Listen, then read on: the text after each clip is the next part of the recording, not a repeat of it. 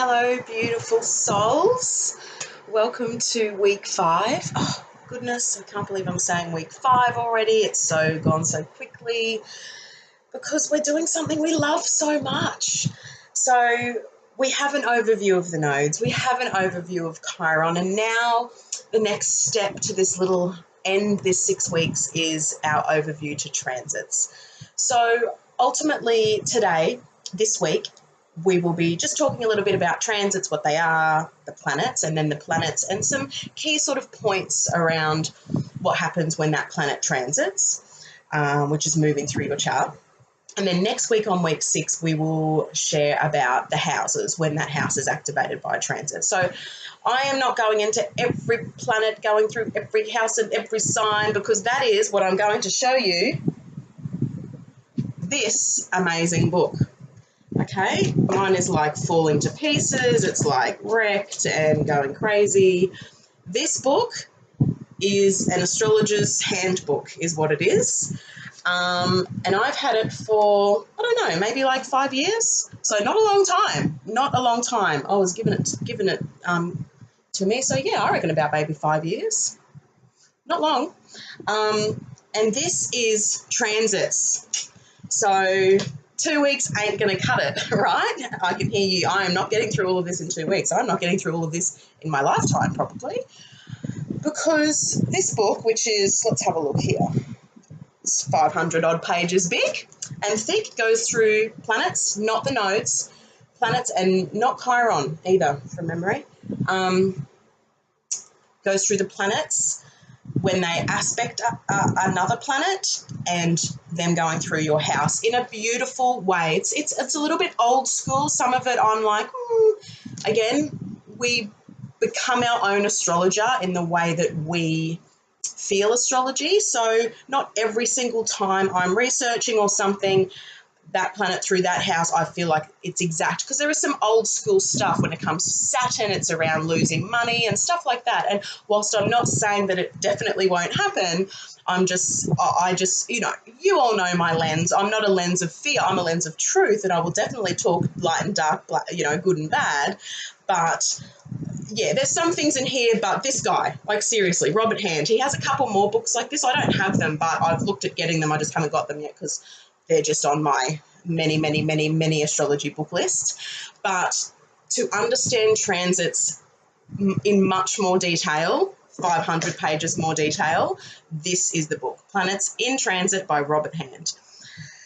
Amazing. Amazing. Yeah, it's like 720 lucid delineations, which is explaining each of the transits. It's amazing. It is an amazing book. So another book I highly recommend if you want to learn more about transits. So what I'm doing is just this general overview, so you get a taste and you get a glimpse and you're like, yeah, now I get what a transit is. So ultimately a transit is what is happening in the sky today, last week, in 2 years, what is happening and how it is affecting your own natal chart. So I love working with transits. There are many other progressive sort of ways of looking at things as well, but I just want to talk about transits for the next 2 weeks. So the transit is the unfolding chart in a way. It is a new cycle that happens, because the thing with astrology is everything is in cycles, right? So Saturn will, you know, cycle back after 30 years, and the moon cycles back. But the moon and the sun are more swift sort of transits. So, but the outer planets, what's happening is, I was listening to the Leo King the other day, and he was saying that Jupiter in Sag and Neptune in Pisces, so both of them in their home signs at the moment in the sky, this hasn't happened since, I think maybe he said the 16, a long time. Okay, I'm pretty sure he's saying that no one here, our age-ish, I don't know how old everyone out there is, but has experienced this. So where I'm going with this is that it's cycles, and I've got the fan like absolutely pelting me over here, so my hair's just going to be like going crazy the whole time, but at least I'm not going to be like a hot mess, right? So Yeah, so ultimately the cycles of transits, of planets going through their signs and their cycles and coming back to their home signs and all these sorts of things, right? It's all work in the making. That's just what it is. And when Jupiter was last in Sagittarius, Neptune wasn't in Pisces. So that's where it's different. Like, that's where there's a different layer. That's where it's a different flavor. That's where this time it will feel different. So 12 years ago, Neptune would have been in Aquarius.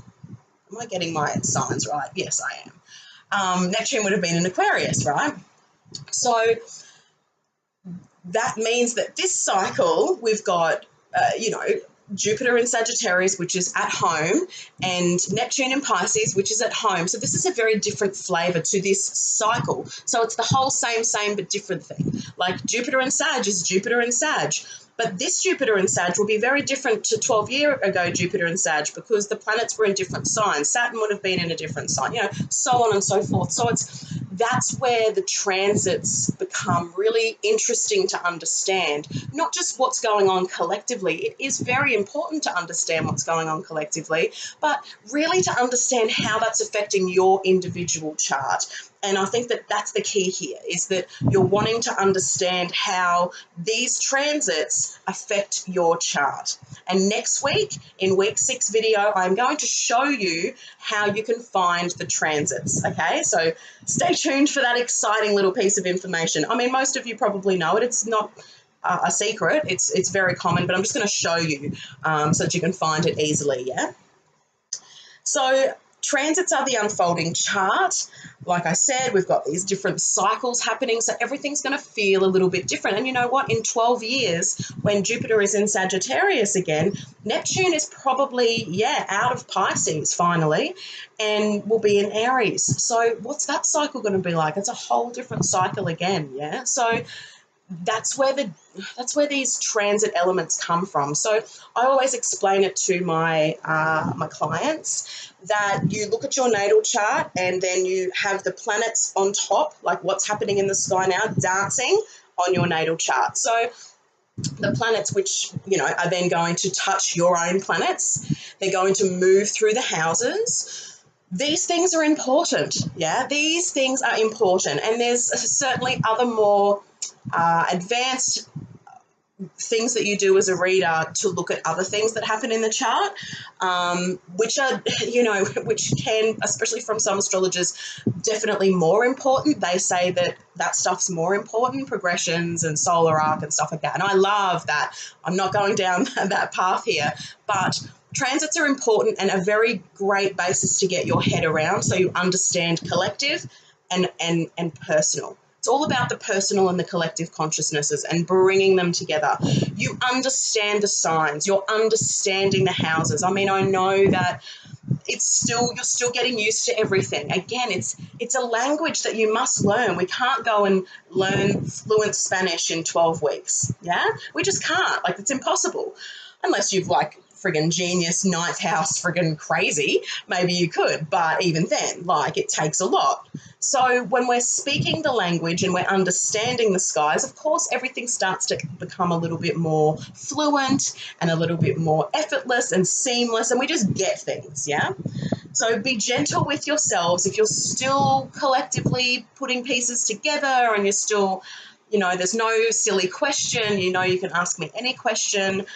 That's how you learn, and if you don't ask the question, then you assume, and you could be, it might be incorrect information when you're assuming something around astrology.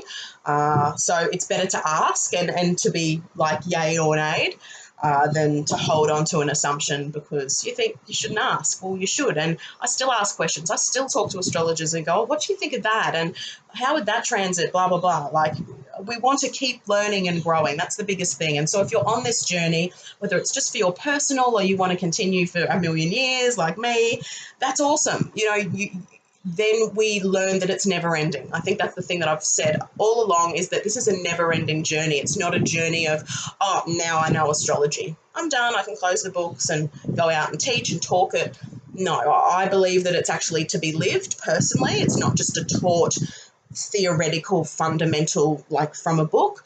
I believe it's all experiential and it never stops. ever, because what did I just say about the cycles? Like Saturn in Sag, Neptune in Pisces, 12 years ago it was different. So we're starting to understand the different levels and the many, many, many different layers. And it's exciting. It's exhilarating. It's something that does never end, which can either be daunting and overwhelming or exhilarating. So I find it exhilarating. And if you are in the category of daunting and overwhelming, just step back. Just really understand Mod 1 and Mod 2. You know, really get your head around just the language and the symbols and the signs, and just really know those things off by heart, because then everything will start falling into place. Like I said, it's easy. This actually, astrology is easy. But without the good foundation and that solidity, it's difficult and it's overwhelming, because there's always lots of information. So the unfolding chart is exciting. Transits, like I said, they are what's happening, dancing over the chart. So touching planets, making aspects to planets, moving through houses. I mean, this stuff is fundamental astrology. It is something that must be worked with and known and understood. And I believe understanding this helps you to understand what's going on energetically. And that's why I always say to everyone, I feel like I've got a front row ticket to everything in life, because I understand this stuff. I know what's going on. So I'm not scared. I'm not in fear. I just understand the cycles, and I understand what's happening in my own chart. I understand when I'm out of alignment with what's going on in my own chart, or how a transit's playing out for me in my own chart. So that brings me the awareness around that, so that I can then work with that energy. Yeah.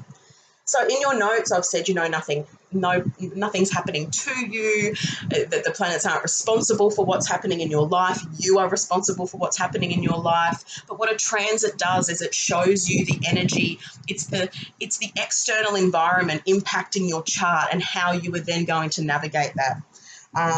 What I've said here is that a transit is what we must face in our outer world. It's the changing landscape, the changing energies, and the outside world effects. So there is obviously outside influences, because if Saturn's hitting your moon, it's like, fuck, like my moon's just sitting there, but Saturn's now hitting it, right? So there's going to be maybe that feeling of limited emotions and feeling really restricted and cold or icy or disconnected, or a myriad of different things. But when we understand the sign,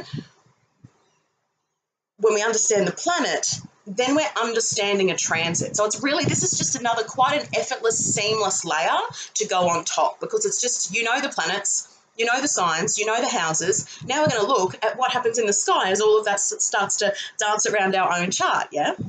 So transits can activate stuff for you in your chart. They can bring opportunities, and of course they're activating other planets when they touch them. But again, I know we don't talk aspects and we're not doing aspects, but we all know that aspects are when a planet makes is speaking to another planet, right? That's pretty much what aspects are. They're all the blue and red lines. That's the planets speaking to one another. So when a planet in the sky speaks to one of your planets and touches it very close, though, we take we can take a 10-degree orb sometimes with conjunctions and stuff like that in our own natal chart. But when it's a transit planet, it's a much smaller orb. And how I like to describe this is, say, Saturn is at 12 degrees Leo. Okay, let's just throw that out there. He's at 12 degrees Leo, and you have your moon at 14 degrees Leo. So that means from 12 to 14 degrees, Saturn is building, because that will take like at least maybe a month, because Saturn's a slower moving planet. So he's going to move and touch your moon and then move across it. So I believe that the build-up, and I'm sure I've read this somewhere else as well, but the build-up is where it's felt the most. And it's sort of like once the planet actually hits, it's not like an explosion happens, but it's just like it's nearly like the pressure valve. So think of a pressure cooker. So it builds, and then you let the steam out, when it's time, and that's the conjunction. The steam is coming out then. It's time to relax, and then Saturn will move away from your moon. Yeah, for example, this is just an example. This happens with lots of planets. This happens on many different things. I don't think I've got a flipping... Oh, yeah, I do. I've got a chart here because I want to show you something really cool. I would love to show you my husband's chart, actually. I might just show you... Yeah, I will. I'll show you a little bit of that in a minute. Yeah, so I do believe that, so it's a smaller orb, so we're only looking at closer degrees, but I describe it like a storm in a way. The pressure cooker valve is a good one too, but it's sort of like a storm. You hear it, you can see the lightning, you hear the thunder, it's raining, and then it hits you, and then it moves away. So the build-up is usually more powerful, it's felt more strongly, and then it's sort of the release. And obviously then if a planet is in retrograde in the sky, it can actually hit another one of your planets 3 times, because what it will do is it will go over, which is often that initial crisis. It's just like something's happened, like, you know, say divorce, and it doesn't even have to be that big. It could just be something small but big, right? Just something is happening at that time. When Saturn hits your moon, something happens emotionally to you, you all of a sudden break down, or you do something quite catastrophic and you regret it, or whatever. Like let's just say infinite possibilities. But then Saturn's in retrograde, so then he will move back over the moon, okay? So that second pass is like trying to understand, work out what happened. So this is this is what's called a 3 pass. And this happens to some, it's sort of being hit 3 times. Like I've written here 3 passes, 3 hits. It's sort of, you know, that's however anyone wants to say that. I don't think there's any rules around that. Yeah, so it can pass that certain and hit that planet 3 times. So the first one's the crisis, the second one's sort of the understanding, and then the third pass, the final pass, is sort of the resolution. Like you're going to feel much better once that moves out of that retrograde period. It hits that planet again and it moves away. And often it's you know, a big planet like, well, any planet from Mercury right through until Pluto, because they're the only planets that go retrograde, right? So, and with something like Pluto moving really slowly, it's only doing a few degrees a year, and if it's on the degree of something for you, I mean, you are going to experience some big stuff when it comes to Pluto, and we're going to talk about that in a minute. So that's a little bit about the retrograde and how a retrograde planet will hit another planet of yours. So like I said, the transits activate and bring opportunities and activate the other planets, which can be harmonious and boosting and elevating you and transformational, or it can bring struggle or conflict, blocks, even death. And next week I will share a Pluto transit that hit an angle of my chart, and I will talk about the death that happened there and in a little bit more detail, because it can happen. It's nothing to be scared of. Astrology is nothing to be scared of. There's no fear around it. I mean, I'm not scared of death, but I have lots of 8th house planets, and I'm very open with all of those things, and I bring the light to all of those things, especially with Chiron being in my 8th house. But the thing is that we know that if a planet in the sky is hitting another one of your planets, well, that's an activation, yeah, because it can move through a whole house and there's no planets in that house, but it's activating that house. We're going to talk houses next week and angles next week, because angles are very important, as you know. Whereas the planet, though, still might be making another aspect, whether it's a square or a trine or something else. And again, very, very small degree orb we use. My cat's in here cleaning herself, and I love you. So, yeah, ultimately the transit can bring pressure, yeah? So it's about looking at what each planet triggers, and another thing that's significant is when a planet moves signs. So, you know, when Jupiter moves into Sagittarius, big thing. When Mercury moves out of a sign and into a new sign, big thing, yeah? Like these are the activations that we will feel collectively, but then we look at where they're happening in our chart. So we'll all of a sudden go, oh, well, Mars is in this sign now. So where's that happening in my chart? How is this unfolding for me? So that's sort of what we're going to, and then I'm just going to throw out a few key things around each of the planets. But like I said, this is all of the planets. Look, it's hectic, and it's so good. And have I read it all? Fuck no. Like, I haven't read it all, because, I just haven't, because I read as it happens, and I'm not into, and I said this in the notes, I'm not into about predictive stuff, like, looking ahead 10 years and seeing if that planet hits that planet, and they're malefic, and what would that mean? I don't understand why anyone would do something like that. I don't see the point in it. I actually love living in the mystery and living in the now and letting go of control and actually being in trust. And that's what transits are about too. Awareness and navigation and understanding. Hell yeah. You want to know this stuff, but you can't. Some people get so obsessed that, oh, well, today the moon's in this and it's in this, so I shouldn't do anything. And it's like, well, who's going to live like that? Who wants to genuinely live like that? Yeah. So it really is not a fearful thing. It's just an understanding and an awareness. And yeah, I think it's a positive thing, to be honest. It's a positive thing. Like when the whole thing happened, around the death with me, I wasn't looking ahead. I looked at it after it happened and I was like, oh, that makes sense. And so I would, I'd never recommend looking at transits as a predictive way or to try and predict something. If that's what you're called to do, you can do that. Of course, I'm not your leader or your boss. You rule your own life. You are the ruler of your own life. I just don't recommend being so finicky about things. People ask me like, oh, but this and this, and I'm like, let it go. Like, don't obsess over it. Don't obsess over these tiny, minuscule things. If it's something big, you're going to know. I had an eclipse hit my nodes, and I was just fucking excited. I'm still here. Nothing happened. The eclipse hit my south node. I didn't die. It was the most magical time for me. Some people have things hit their ascendant and go, oh, nothing really happened. But the thing is that but maybe the build up, something did happen. And I think that when people are really aware, they will see certain nuances and certain changes and certain energy shifts to what's actually happening. It might not be what you expect. And that's always the case because people have these ideas like, oh, I want a sign, but it needs to be like this. Or do I need to take this job? This is the sign I want. And astrology is the same. Transits are the same. Just because Pluto hits someone's ascendant doesn't always mean it's going to be the same thing for every single person. But there is going to be big stuff happening usually, right? But unless you're even aware of it or understanding it, some people are just, used to drama in their life. So it's just another lot of drama. Like they're not even paying attention. We spoke about it with the nodes a little bit. Nodes are these energetic points, right? And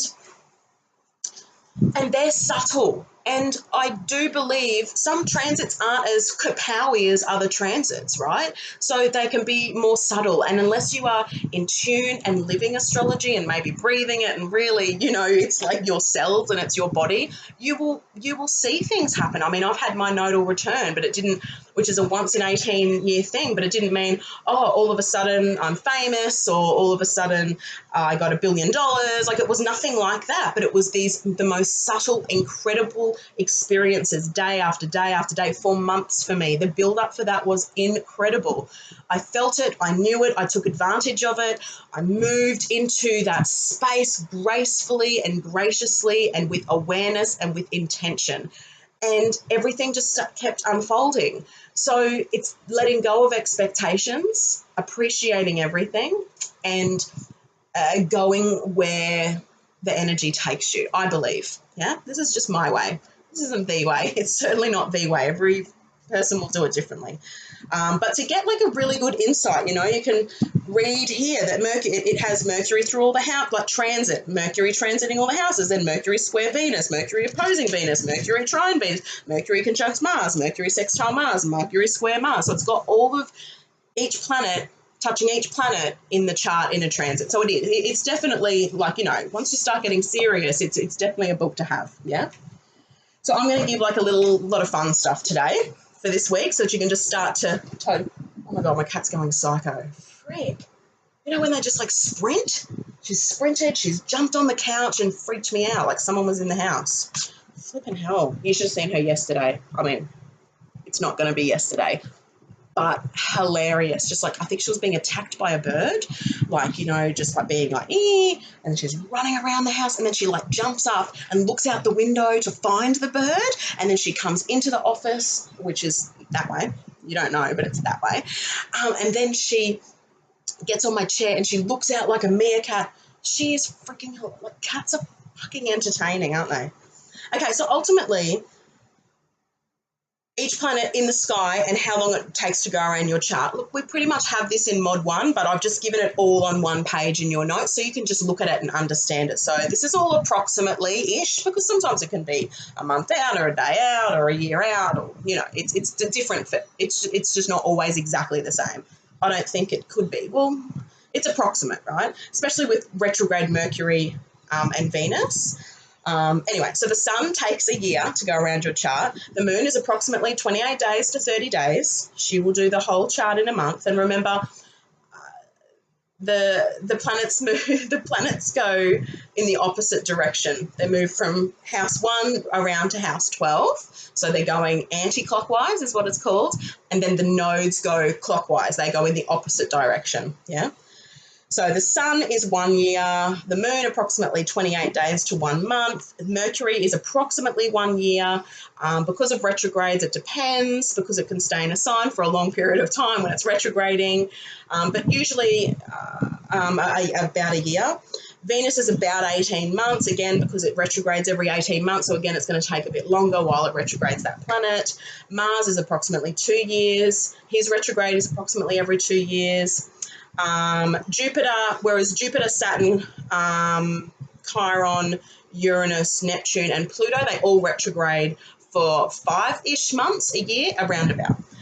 Jupiter takes 12 years to go around your whole chart. Saturn takes 29 years, often, between 28 to 30, but around 29 years to go around your whole chart.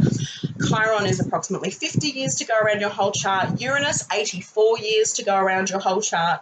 Neptune, 165 years. So we will never have a Neptune return unless we turn 165. Neptune will never come to Neptune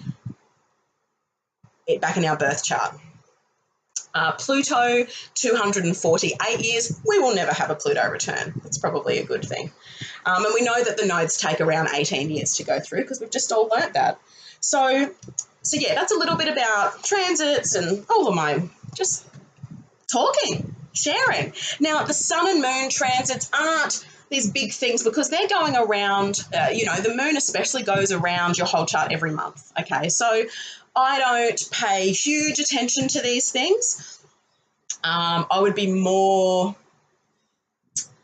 aware if it's a new moon or if it's a full moon or if it's an eclipsed moon, where that's playing out. So we'll talk houses next week, but what house that plays out in, and what sign it plays out in. And of course, if it is very close to another planet for you, 1 or 2 degrees out, that's going to be quite big. So if it's a new moon, obviously it's new beginnings, it's planting seeds of intention. It's actually a whole brand new cycle, especially if it's a solar eclipse moon. So we know that every new moon is a solar eclipse and every full moon is a lunar eclipse. So it means that every new moon, the sun and the moon are conjunct one another. So if you have your sun or moon around that as well, like that's going to be a brand new cycle for you, because every month we have a new and a full moon. But it is great, and if you're in the AAF membership, we have the document up called Moon Cycle, Mood Cycle, for you to follow the moon's phases and her signs, because that's quite prominent. Because ultimately, the moon in her sort of transit, it's quick.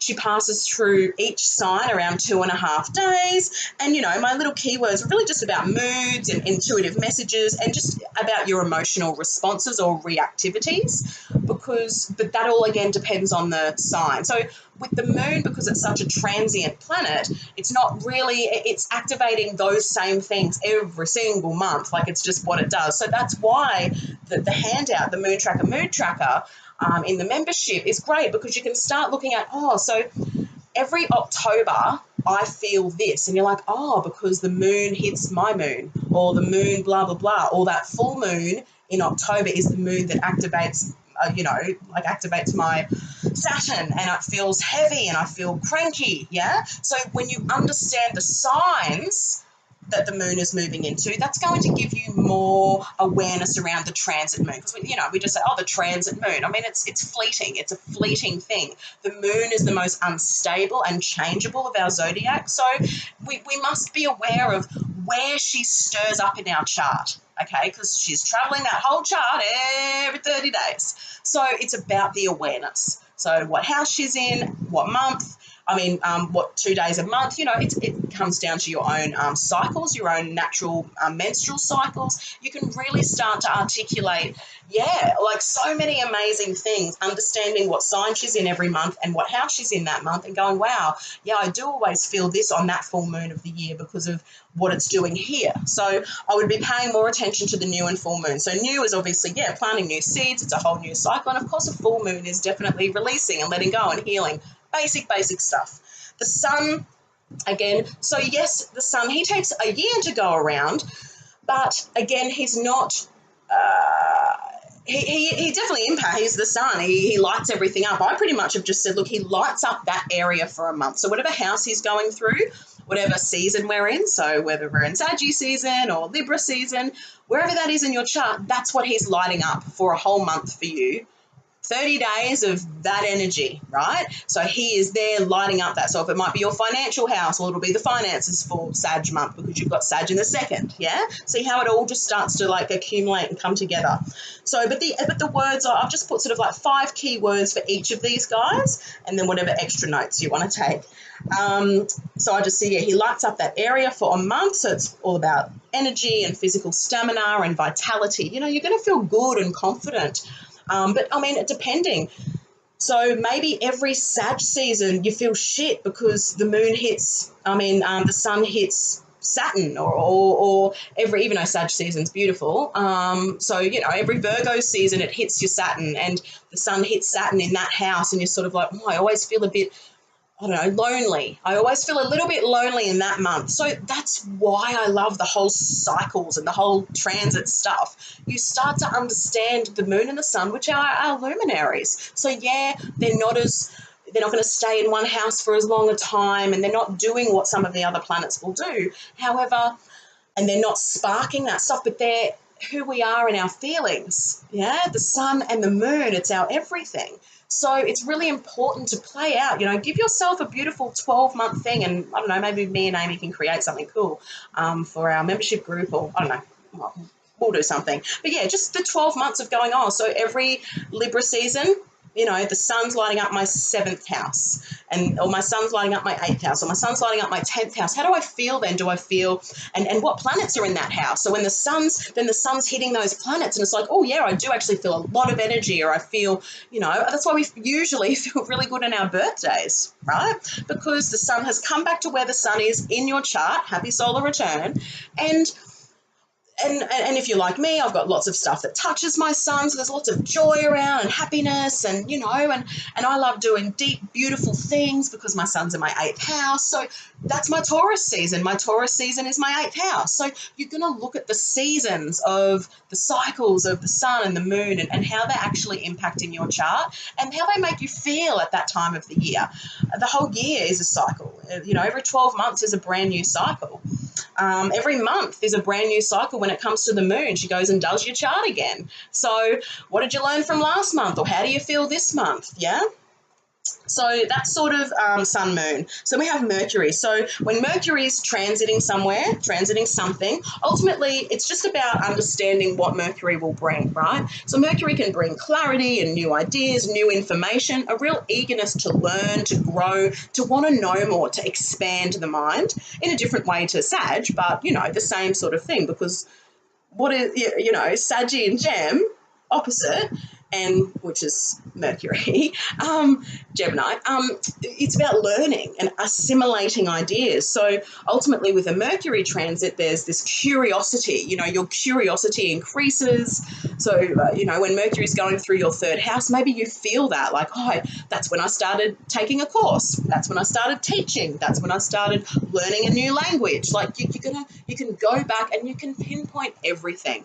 It's very similar with astrology, actually, numerology as well. I had a numerologist who I love, and she looked at my name, and because each letter of your name shows how long you were, how many years you were in that certain energy, all this sort of amazing stuff. I don't go as in depth with my numerology as she does because she's an incredible numerologist.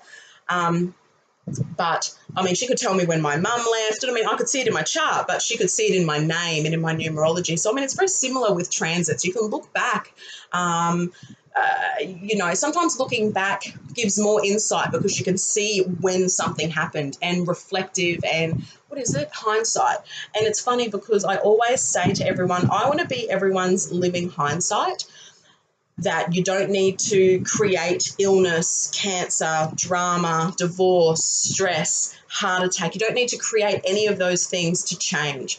And Joe Dispenza said it perfectly. I've been saying it for 20 years, not as eloquently as this, but he said, you know, people change by reaction and not by choice. And I've always changed by choice, not reaction. I don't change or go and see someone because I'm reacting to a situation. I've always done it by choice and from a space of joy and love and excitement. I love growing and learning and understanding and connecting. So I think that's sort of what I love to do, is give everyone some hindsight. I just want to be everyone's hindsight. Guess what? You don't have to hustle so hard that you have, you know, you're stressed out, and that's when you need to take a break and start to understand yourself. You just don't need to do these things. So change by choice and not reaction. And I tell you, life will be a hell of a lot easier and simpler for you.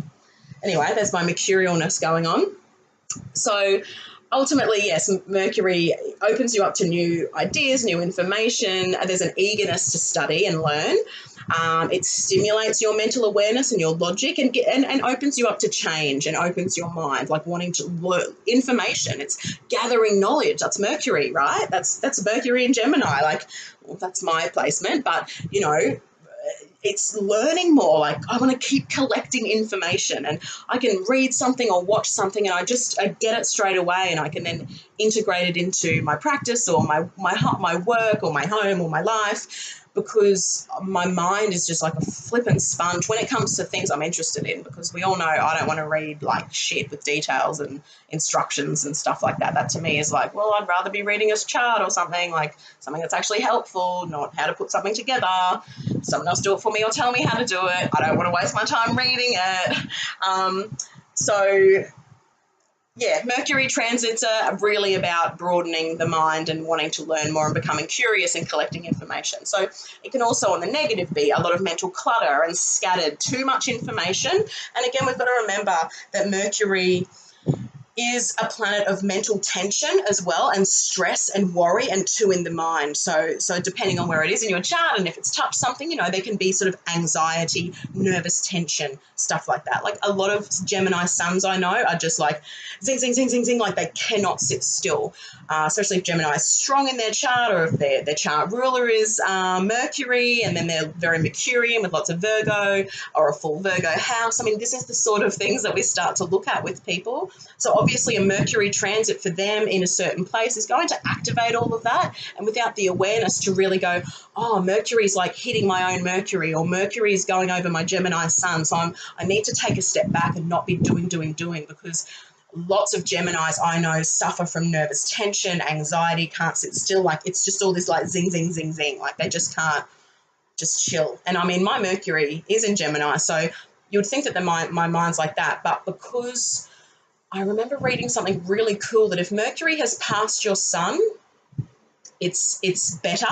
Like the mind processes things better. But if Mercury is in front of your sun, it can be a little bit more scattered. Don't even quote me on that. It was something around that, but it made a lot of sense for me. And as much as my mind has lots of tabs open and lots of ideas and lots of stuff, I'm like uber grounded and not a scattered person. I actually find being around scattered people really throws me off. I don't, energetically, it just doesn't, it's not good for me, because I'm so slow and grounded and like, just take a breath here, people, just breathe, you know. So, and I think that that's because my sun is Taurus, but Mercury is before, and it's not in retrograde. So I suppose maybe it could only be in front of the sun if it's in front of the sun if it's in retrograde. I don't know. That's a very cool thing I want to dive into though and learn a bit more about. So ultimately Mercury transit can have the nervous tension and be too talkative, like too much, because there's too much going on. Then Venus. So Venus, her retrograde is about bringing happiness and feeling good. It's about peace and harmony and spending money. So look at where it happens, you know, in your chart, what is going on when it's a Venus transit. It's all about social interaction, social connection, hugs, kisses, touches. You know, Venus is tactile. She wants hugs. She wants touch. She just wants lots of juicy, juicy love. She brings space to drop in and smell the roses, to nourish yourself, to nourish your soul, to restore. Yeah, so she's here to restore the peace, restore the balance, and to restore that sort of equanimity and equilibrium. Yeah. There might be a desire here to make art, to make love, to make music, and just to experience the beauty of nature and the beauty of what's around you. You know, you might find that when Venus was going through your ninth house, you went and did an art class, or you went to the museum and just absorbed. And how beautiful, like that's perfect. Like that's an amazing Venus transit. And looking at what planets she touches again, like there's just so many layers, so many layers. Mars, I did not bring water in, but I'm actually okay. I've just drunk about 6 cups of green tea. So Mars, of course, what's he going to bring? Lots of energy, lots of vitality in a different way to the sun, because he wants action. He wants you to pioneer. He wants you to do what you must do. Don't put it off any longer. He wants you to do stuff. And of course, when I'm sharing this, of course, the planets are all transiting right now. Like, and they will every single day. I'm just talking about what they can bring and the awareness of the sign they're in, what they're doing in your chart. So this is all about your chart, because all of these things that are happening every single day. Mercury is always moving. Venus is always moving. Mars is always moving. I get that. But it's about what's happening in your chart and how that's activating your chart, how it's blocking, how it's this. So you're just looking at, oh, well, where's Mercury? Oh, he's going through my 5th house in a retrograde. Oh, shit, okay, I'm going to feel blah, blah, blah. Yeah? So with Mars, he brings action. He asks you to take action. He's very energizing, so you're going to feel really good, like especially if Mars. So Mars has been going through my 5th house. You know, I've been at the gym. I go to the gym 4 to 5 times a week. I feel lots of physical activity and lots of physical energy, and I'm looking forward to him in my 6th house because that's just going to continue. Gives you lots of stamina. So where in your chart is he happening and what sign, and where's the stamina? Yeah. Mars transits are fabulous. I love it. So good. So Mars brings you courage. He brings you that physical activity to move things. Of course, he can bring conflict or strife and aggression and feeling fired up, you know. So there can be accidents. There can be incidents. So interestingly enough, a heap of planets, maybe it was Mars moved into Aries, because again, this is a 2-year cycle. So Mars only spends 6 months in one year in 6 signs, and the other year in the other 6. So it takes you 2 years to have your Mars return. It takes, you know, he's not a slower mover, but he's not just someone who zips around that chart, right? And he's a big player.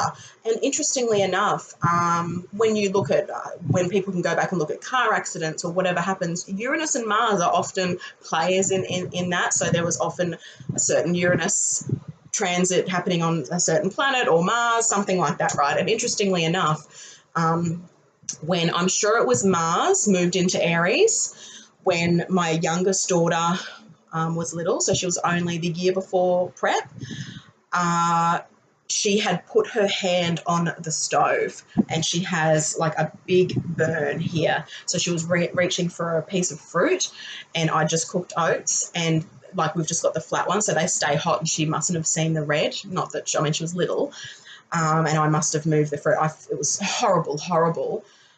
But and her skin started falling off straight away. It was horrendous. But all this Aries, I think it was Aries season. The sun was in Aries. I think Mars had just moved into Aries for the first time in 2 years, like this, and she's got an Aries ascendant. Look what happened. She got burned. What is Aries? Burning, heat, fire. Amazing shit. So you look at this sort of stuff. This is the sort of, like, these are the sorts of tools that I am hoping to impart on you guys so that you can see all of these cycles and what happens within them, yeah? So it can be accidents, incidents, other people's anger, your own anger, outbursts, cuts, burns, yeah? Also, what's bottled up within you is a question, because, of course, there can be repressed anger depending on what sign Mars is in as well and where he is. It's very interesting. Stephen Forrest says, we do what we must do and lick our wounds later when it comes to our Mars, you know, whatever's happening with Mars transit stuff. And interestingly enough, Ernest Hemingway suicided when Mars crossed his ascendant. Obviously, there would have been other things happening, but these are the sort of interesting things that happen with transits. Very interesting. So that's Mars, babies. Jupiter, of course, the planet of potential and abundance and expansion and growth, opportunities to travel, new possibilities. And in the negative, of course, it's excess. It's too much. It's overconfident. It's all that glitters isn't gold. It's arrogance. It's getting full of the self, sort of pompous and ego and cocky, and overextending the self. So saying yes too much, doing too much, burning out because you're got all this energy in this, and yes energy. Jupiter is the planet of yes, baby. So there's too much yes going on, right? But, you know, Jupiter brings opportunities. He brings the advantage for you to be able to see the bigger picture, which means that you can skip over the details a little bit. So you must still be aware of that. So these are the times to take advantage of these opportunities, yeah? Take a chance. It's all about luck, pretty much, and I don't believe in luck because luck is pretty much just Jupiter. So ultimately, with Jupiter transits, there's going to be luck or blessings. Blessings is probably a better word around what's going on there. It's fortunate, okay? It's a fortunate thing. It's abundance. It's flow. It's connection to your higher self. It's all those philosophical things, beliefs. What's your belief system in that area or in that sign or hitting your sun? Like, what is that? Of course, when Jupiter in the sky hits your sun, for example, which only happens every 12 years because Jupiter has to go into that sign first, yeah? So this is a wonderful optimistic time. You will be feeling on top of the world, literally on top of the world. So Jupiter transits, all transits are perfect. They're beautiful, but they have, you know, there's positives and negatives to all of them, yeah? Yeah, so with the Jupiter transit, where can you grow, expand your self-beliefs, expand your philosophical views, your relationship with your God self? Where can you expand that and see God in everything? God is just the universe, but become at one.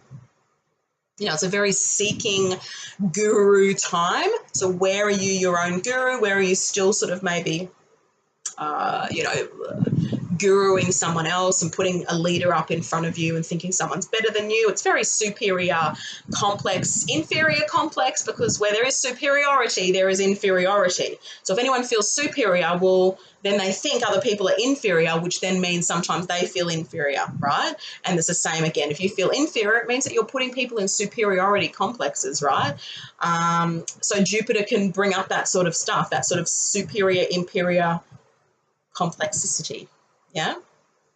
I wrote here arrogance or awareness. I wrote a couple of little cool things for some of them, but I didn't write them for all of them.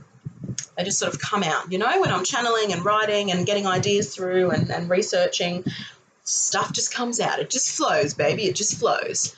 So Saturn transit is our reality check. And of course, you know, he spends 2.5 years in one sign. So, yeah, so of course, you're looking at how long that planet's in the sign. So Jupiter's going to spend 1 year in a certain sign. So all of those things that I've just said about the transit, so you're going, oh, okay, so he's in Sagittarius and he's in this house. So these are the sorts of things that this transit will bring me, yeah? So Saturn, 2.5 years in one sign. This is lessons. This is your reality check in whatever area that is, whatever he is touching, whatever he is aspecting. My tip here is if you fail to plan, you plan to fail. And Saturn wants you to be practical. He wants you to take action, but he wants you to prepare, because if you don't prepare, which is that whole if you fail to plan, you plan to fail stuff. If you don't prepare, you're going to feel frustrated. With Saturn transits, there's frustration, there's self-pity, there's delays, because he is the, you know, Saturn is the karma and time planet. He's all about time and karma. So if you're not prepared or you're not, you know, giving yourself a reality check, you're going to feel delays, restrictions, frustrations, fears, rigidity, self-doubt, feeling stuck, feeling heavy. Because Saturn, for a lot of people, feels very heavy, okay? I love Saturn. Saturn is a very maturing, so whatever is happening in that 2.5 years, it's very maturing. It is a chance for you to grow up, because guess what? That Saturn transit won't happen again for 30 more years-ish, 28 to 30 more years. And then remember the cycles. Saturn will come back to that place, but there'll be another planet in another sign, and it won't be the same as it was last cycle. So it will be different things. Saturn is all about responsibilities, taking responsibility for that area, that part of your life, your own life, restructuring. I've said returfing the foundation, so sort of pulling shit up to returf and to really look at the foundation. Is there any cracks in it? I love Saturn stuff. Be prepared to climb the mountain. You know, it's about success. Saturn wants you to be successful. So when he's moving through stuff, he's wanting you to be successful in the area of the sign. So if it's Capricorn, his home sign, he's like, this is a reality overhaul here with Saturn in his home sign. This requires discipline. This requires patience. This requires tenacity. But all Saturn transits will. However, when Saturn's in his own sign of, if any of these planets are in their home signs, I mean, you amplify these transits, yeah? Like, they are potent, they are powerful things coming at you. Whatever you have outgrown, what do you need to give up? What do you need to release? This is all Saturn stuff. Saturn wants you to ask the hard questions and be frigging honest with yourself about them. Because once that Saturn transit passes, you don't have that again for 30 more years. Have you done what you need to do in that 2.5 years in that sign and in that house? Yeah, and whatever it's touching in your chart. Discipline, maturing, concreting stuff. Time to grow up. That's pretty much a Saturn return, but just Saturn in general. Just time to grow up, to mature in that area, or to mature around whatever planets he's touching. You know, if it's your moon, it's like, right, get real with your emotional well-being. If it's your sun, get real with yourself. If it's Jupiter, right, let's get let's pull on these beliefs and all the fancy ideas that you've got and actually ground them into reality. Saturn is the anchor. How much can you not love him? He's amazing. Then we have Chiron, because Chiron is in between Saturn and Uranus, obviously. You've just learned that. So ultimately, a Chiron transit, so we know Chiron spends a different amount of time in every sign, very, very eclectic orbit he has. But ultimately, the few tips I've just said here is with Chiron, it's this chance to heal. Of course, it's wounds being brought to the surface. It's you understanding those wounds, giving them some love, giving them some acceptance, letting them come up, bubble up to the surface, and then release. And wherever that's happening, that's going to be the focus for whether it's 18 months or 8 years, depending on what sign he is in. Yeah.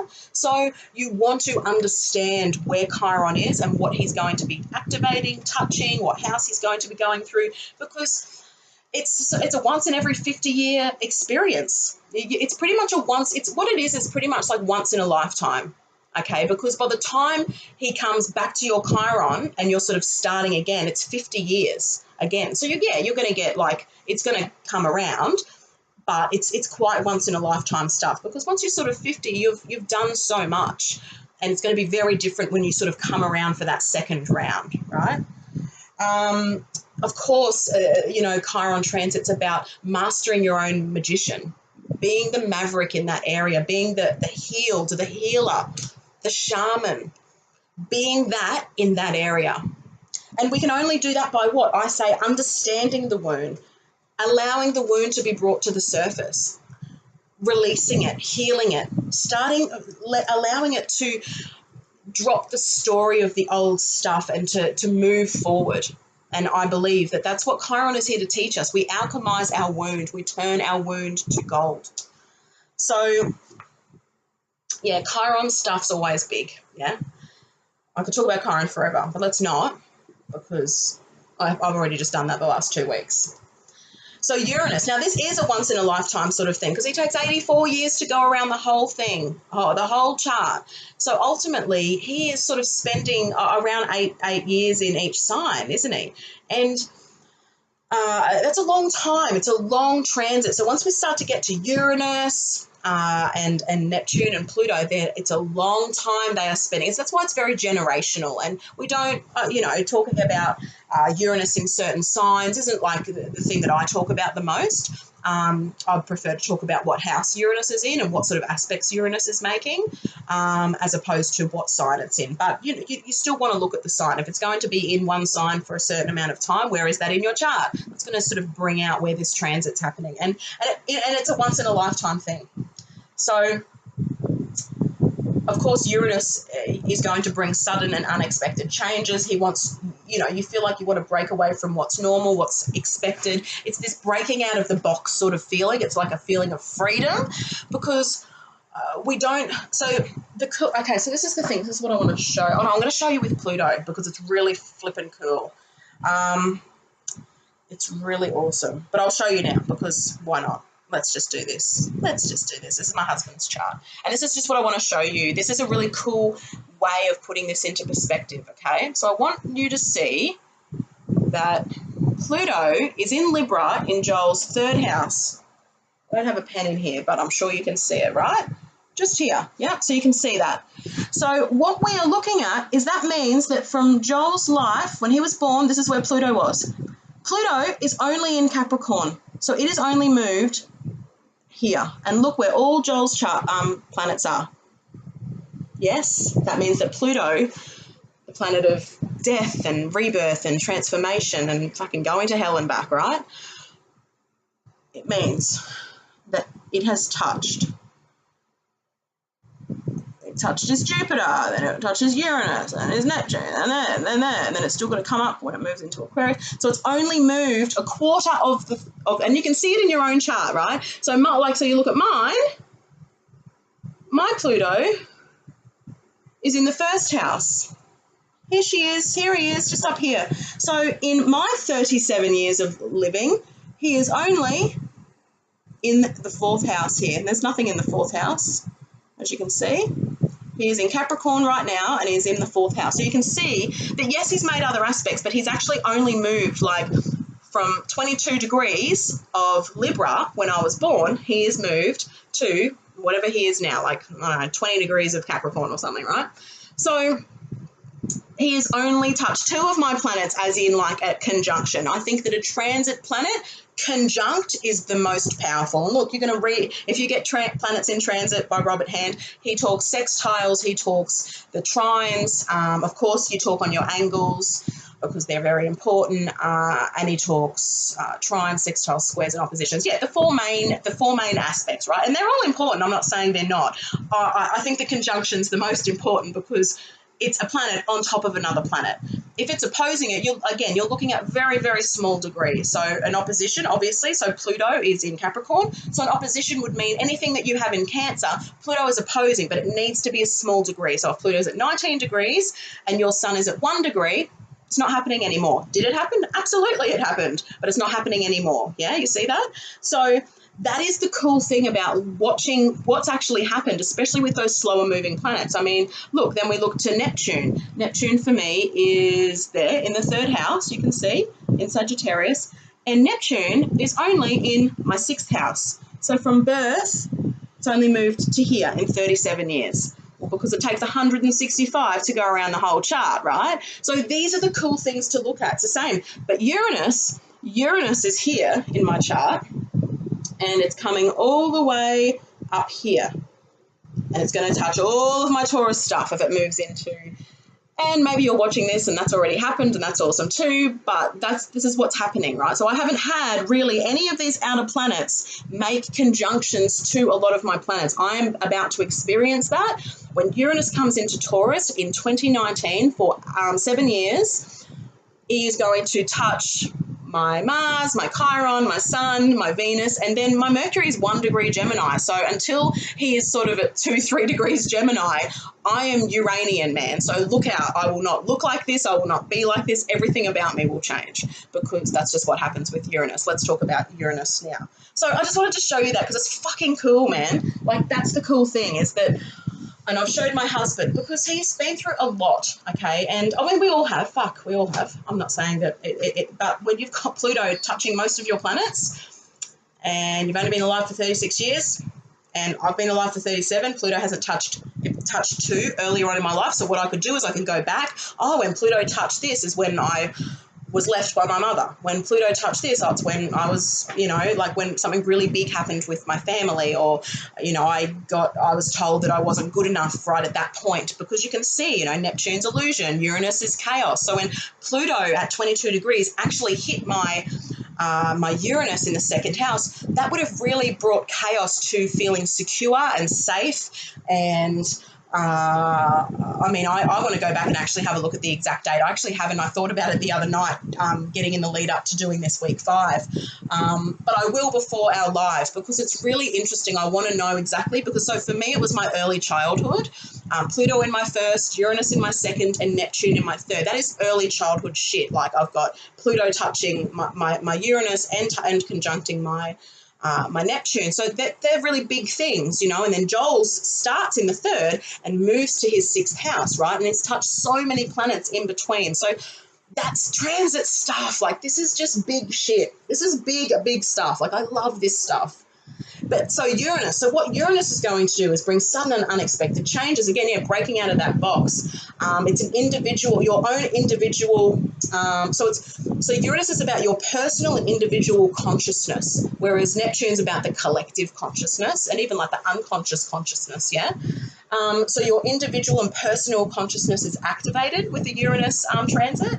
Genius ideas, lightning insights, you know, initiations to the higher octave. Uranus is the higher mind, Mercury is the lower mind. Yeah. Freedom to be the self. Can you imagine what's going to happen with Uranus touching all of my planets? I'm so excited. Revolution and evolution of the self and of the soul. Cataclysmic events, transformation, chaos, breakthroughs, a reinvention of who you are. So everyone gets this at some point in their life, but you know, Uranus might not get, you know, your Uranus might be here in your chart and then your sun's behind it. So Uranus will not even get to your sun until you're 80, right? So it's amazing to start looking at those sorts of things. That's what I love looking at when it comes to transits. And a lot of astrologers poo-poo transits because they're daily things that are fleeting, and they are. I am totally on board with that. That's why you can't get caught up in them. They can be very minuscule things, and you don't just want to. But when you look at this sort of stuff and you're really going, oh, wow, Pluto's only gone through 3 houses and look what it's touched.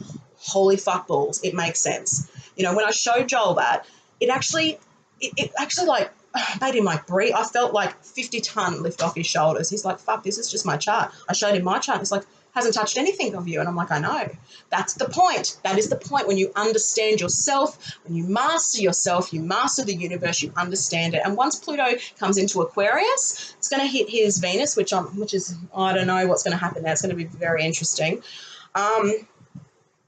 Good, revolutionary. It'll be exactly what it's meant to be. But then he doesn't have, then he's got his moon in, but that's in Aries. So he's going to have a bit of a break from Pluto just touching his shit all the time. Like, that's what it comes down to, you know. So ultimately, my little saying for the Uranus transit is old ways won't open new doors. I know that's not my saying, but I just mean something that I connected to this transit. Old ways won't open new doors. Uranus will force you to change. And if you are holding on, and it's different to the Pluto, there will be changes. There will be changes. I felt like something really weird just happened then. Like, this part of the wall, I don't know. I felt like some parallel fucking shift. Anyway, that always happens, but that was weird. And of course, with the Uranus transit, you have to watch accidents because it's unexpected. It's sudden things happening that can involve accidents. Okay, Neptune. So a Neptune transit, spiritual visions, of course, it's wisdoms and mysticism. It's channeling the unconditional love, the unconditional loving consciousness of all of life. You know, it's yummy and delicious and inspirational. I'm like saying tapping into the unconsciousness. It's all about the symbology and the symbols that the universe sends you. So being aware and being awake. Because, of course, you know, with the greatest light with Neptune, I think, is the greatest dark, because that is the illusions and the deception and the escapism. So Neptune's been hanging out in my 6th house for a fucking long time. And although once it moves into Aries, it'll be in my 7th, which will be interesting, because Neptune and Aries is going to be fucking interesting. And again, that's going to be the beginning of a brand new cycle. We've been in Neptune for Neptune in Pisces for so long, and yeah, Neptune in Aries is going to be, it's a brand new, it's the end sign, and we're moving, and obviously Chiron's been in Pisces and Chiron's moving into Aries, so we're getting, we're building a new earth. We are literally building a new earth of this collective astrological transits, what's happening in the sky now that we have never experienced before. Frigging huge stuff. And yeah, Neptune going through 7th, I mean, that's not going to be amazing because it can be illusion around my relationships or being deceived. However, I think the positive is that it will bring all of the, probably the spiritual work that I've done in the 3rd house, because obviously I speak spiritual, I speak in symbols. It's all about, you know, understanding the language of the sky and understanding this sort of stuff. It's just who I am. It's just the only way I know how to be. So bringing that into all of my relationships, business and all those sorts of things. So it's going to be a nice to get out of my fucking health thing. So I've done the work stuff, but my health thing, I think that's the thing. I think it's kept me fluidy, and because it's fluid, right? It's fluidy. It's illusion. Even illusion around my health. I mean, I'm in very good health. Nothing is wrong with me at all. But yeah, just funny. I just really want Neptune to piss off out of my 6th house. I want to experience something different. And you know, when I look at when Neptune was in my 5th house, I fell pregnant. Like that. What was happening? Yeah. When Neptune was in Aquarius, I fell pregnant with my eldest daughter. The 5th house is children. Isn't that weird? And then her Neptune and her Uranus, I think, are both in Aquarius in her 5th house. It's like, that's fucking weird, man. So transit Neptune was in my 5th house when I fell pregnant at 16. What's that? Oh, all of a sudden I'm pregnant. A child being pregnant, you know, it's amazing to see this stuff. So these transits are incredible. I love talking about this stuff. And then next week I'll talk about the houses more. I'll talk more about not every single planet going through them, but what I want to do is just bring everything together, chat a little bit about just what's going to activate. I mean, surely you would know, but that's what we'll talk about. That's what your notes will be about, just what's going to happen in those areas, yeah? And I'm going to show you how to find the transits. So Neptune transit, of course, it's opening your awareness to the entire cosmos. It's actually connecting you to the ethers. It's the ethereal energy, yeah? It's all about flow and fantasy, inspiration, mysticism, meditation, all of those sorts of juicy, yummy things, listening to music, being receptive, feeling in that yin space, contemplating, having time alone. And, of course, you know, Neptune is the planet of music and art, so depending on where Neptune is, maybe there's music being made or art being painted, yeah? Of course, you know, it can be dreamy, but all isn't as it seems. There can be fogginess, confusion, illusion, deception, deceiving others, deceiving self, too much self-sacrifice. There can be naivety, gullibility, the escapism, not wanting to see reality, glamorizing life, which is self-destructive. I see some people with Neptune, some hot, strong Neptune stuff, and they over-glamorize everything, and they're not really actually seeing reality. And it's a tricky one. It's Neptune, man. Like, it's fucking difficult. They glamorize the truth because they don't want to face it, yeah? And, of course, that's self-destructive. It's just a very sensitive, of course. It's sensitive. Neptune is unconditional love, man. So, yeah. Where is this all playing out for you? It's very cool. And then Pluto, last but not least, of course, he is rebirth, something that Stephen Forrest said about, it's about soul retrieval with Pluto, because, of course, he only goes through a few of your, he's gone through 3 houses in 37 years. Not a lot. So in 37 more years, I mean, for me personally, I'm only going to have, so Pluto's here in my 4th. And look, my 4th, 5th and 6th house are empty. So it's pretty much taking me to like I'm 70. So I'm not having, whereas some people have Pluto hit their sun, Joel, very, very big. Very, very big. Could be death. Okay, scary stuff, yeah?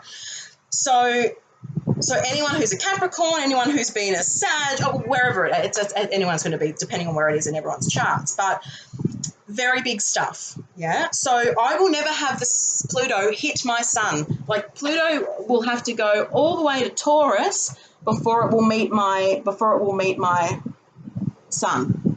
Yeah. Whereas for some people have Pluto and their sun on top of each other in their chart. So when they were born, it's that real rebirthy, you know, those people transform and they become the phoenix over and over and over again. Like they go through quite a lot of hardship, but to become, you know, powerful people, yeah, in their own right, especially if they're, you know, navigating that correctly and they're awake and aware.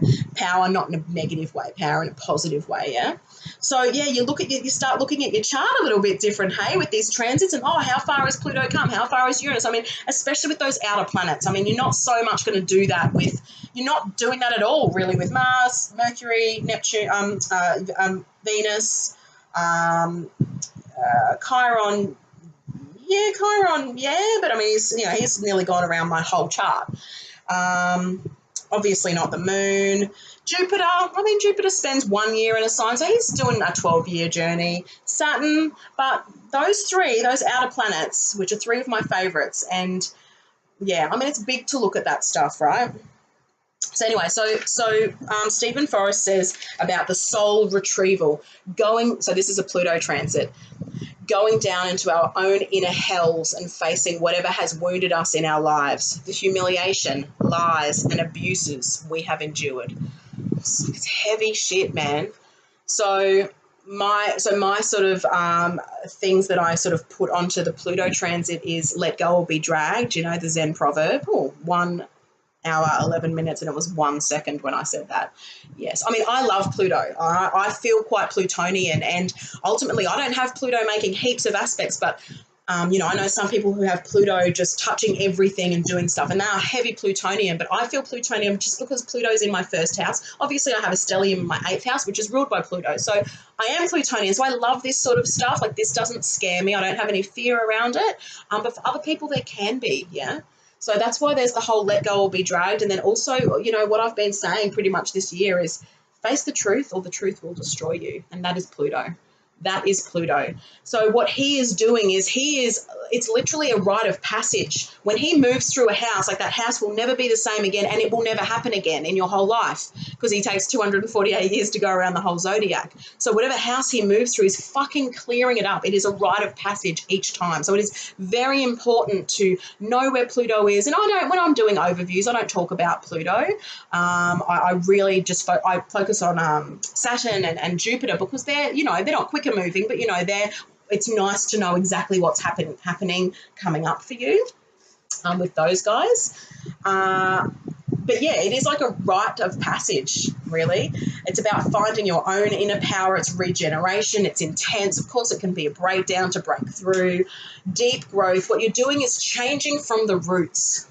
Yeah, so I've got Pluto at the moment going through my 4th house, but and he is going to oppose my moon right at the end, because my moon is 27 degrees of Cancer. So once he hits about 25 degrees of Capricorn, there's going to be this big opposition, Pluto moon opposition. So it's going to be very interesting to see how that unfolds. So yeah, you're changing from the roots. And for me personally, it's happening at the root of my, Pluto will probably never make it to the top of my chart, right? Yeah, you're changing your inner landscape is what you're doing wherever Pluto is. And so for someone like my husband, who has had so many Pluto contacts in his short 36 years, and he's still got Mercury to go, and then his descendant, and then fucking Venus when Pluto goes into Aquarius. I mean, it's big shit. And it changes the inner landscape. One of my really good friends, who's an astrologer, of course, she told me, once Pluto moves out of Joel's 6th house forever, like, he will look different, he will be different, because it's gone over his sun, right? Which was a dark time. I'm not going to lie. It was a very dark time for him and us, because he's my husband. It was fucking difficult, man. Very dark. Very. But he's past that now. Yeah, he's past that. So, yeah, but once it moves out of his 6th house, he's been consistently at the gym for a long time, and, he's just doing really well, and, yeah, he's doing amazing. But, yeah, pretty big stuff. So, of course, there's deep change with Pluto stuff, changing from the roots, deep growth, endings. There can be death, and I will talk about what happened for me with my chart. It's about facing the challenges front on. It's about not running away, not trying to get out of stuff. It's literally about looking truth. A song I wrote for Brandon Bayes, actually, if you know any of Brandon Bayes' work, many years ago. So she does the journey work, and she healed a tumour, a football-sized tumour. She used to work with Anthony Robbins. She healed it with cellular regeneration, because our cells are brand new every year. Our whole body is brand new every year. And she healed this football-sized tumour herself, and it comes down to cellular memory, like the memories that created it, and then releasing it and doing this process. Like, it's amazing. I love the journey process. I don't do one-on-one sessions anymore, but it's very quantum, right? It's amazing stuff. Sorry, I've said the F word. Maybe it's because I'm Plutonian, or I don't know what's going on today. But yeah, I wrote a song for her, and I got to sing it when I was on a 5-day retreat with her when I was in my early 20s. And the words are, if you try and run from the truth, it will find you and look you in the face.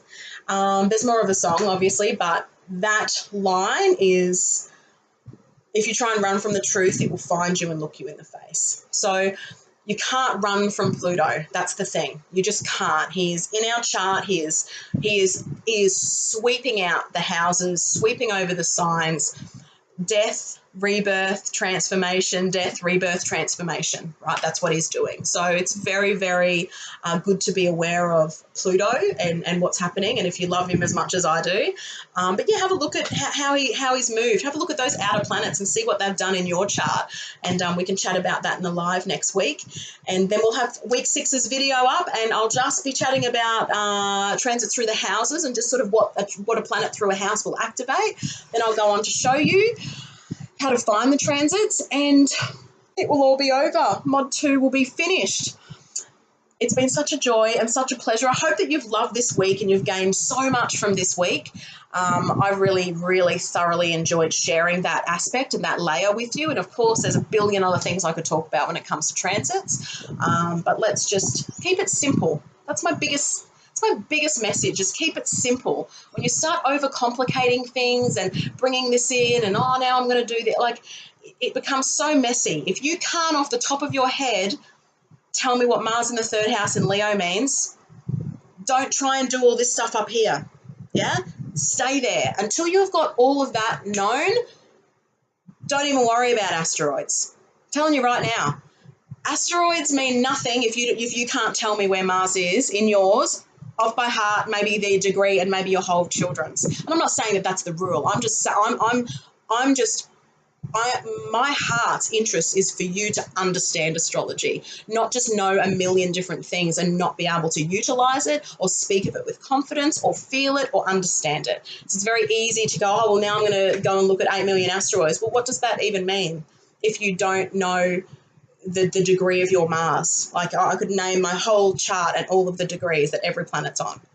Yeah. And, where they touch my husband's, where his touches mine. This is the stuff that we want to have as our foundation. And you all know I am a walking fucking anchor, let's be honest. Actually, I've just got the best new nickname. It's called the Joy Witch. No, the Witch of Joy. One of my beautiful friends who I held a beautiful bridal circle for, she's like, you're just the Witch of Joy. And I'm like, oh, I'm a joy witch. I love that. But the thing is that I'm not saying that there's a right or a wrong way. You're going to do what you need to do. And if you want to go and explore all of those things, that's cool. I just don't want to be enabling that, because unless you have the fundamental stuff, that stuff, it's fun, it's floaty, and we can dive in it. I mean, I've often said there's a few things that I want to share, and, maybe some webinars or some little things come up next year. We can just do sort of just on Ceres, just the basic asteroids that happen of the goddesses. And what element they add to the chart. Definitely. Maybe in the astrology retreat, we'll sort of have a little talk about them, but I don't want to just guide you to do all of this other advanced stuff when you don't know the degree of your moon. You don't know what planets are in your house, are in your chart retrograde. You don't know the degree of your sun and what aspects it makes, even though we haven't talked about aspects, but you can see it all there, right? You can't even read all of that, but you're going and wanting to be fancy. I just have to be really real and raw and vulnerable, and I'm saying it with deep love, guys, like with deep, deep love. I mean it. I want the foundation to be so rock solid for you guys that you come out of this next 6 weeks just like, yes. And like I said, if it's becoming overwhelming, go back to mod 1. Understand the signs again, the houses, understand them. And then you will be able to say, oh, I know what Saturn in the 3rd house means. Boom. What does Saturn in the 3rd house mean? Can you say that with accuracy and with confidence? What is Saturn in Libra? You know, what is Saturn in Scorpio? So when you've got all of that stuff, then it's fun to play. And I get it. You just want to keep discovering. I know. It becomes an obsession. I get that. I'm Pluto in the 1st house. I am obsessed with astrology. It's the only language I really understand and speak. I can't even talk to normal human beings who don't want to talk about astrology. I was like, this doesn't make sense. What was I watching? While we were watching Freddie Mercury sing, and I was like, I want to know what sign he is. That's the first thing I do pretty much in my whole life. And he's a Virgo, which I found really interesting. But yeah, so please don't try and skip ahead and want to do all these incredible things that you will do anyway, and that's cool. But I can't enable that unless, you know, with accuracy, you've really you understand your chart, because that's pretty much my only real intention in doing these modules, is that you look at your chart and understand it, and your children's and your partner. Yeah, mostly you though, pretty much. I think it needs to be you first. But that's just my little Tiani tip. Of course, you're the creator of your own life. Do as you please. I'm not saying don't. I just am encouraging you to really have a solid foundation, because astrology can be very up here and a lot of people not doing a lot of stuff down here. It's all up here because, oh, it's a trine, and oh, it's a grand trine, and oh, I've got 8 million asteroids. We've all got 8 million asteroids. Doesn't mean anything, right, at the beginning. It just doesn't. But anyway, it does. Everything means something and everything means nothing. But life is amazing. Okay, I've just rambled on for an extra 10 minutes. Thank you. I love you. Thank you for listening to me. You're amazing. Biggest blessings, biggest namaste, and enjoy week 5 and really diving into your chart with the transits and pinpointing some things and finding some cool things, and come share them in the group. And I can't wait for the live next week where we get to share what your findings are and what your learnings are. So enjoy so much, darling hearts. I love you all.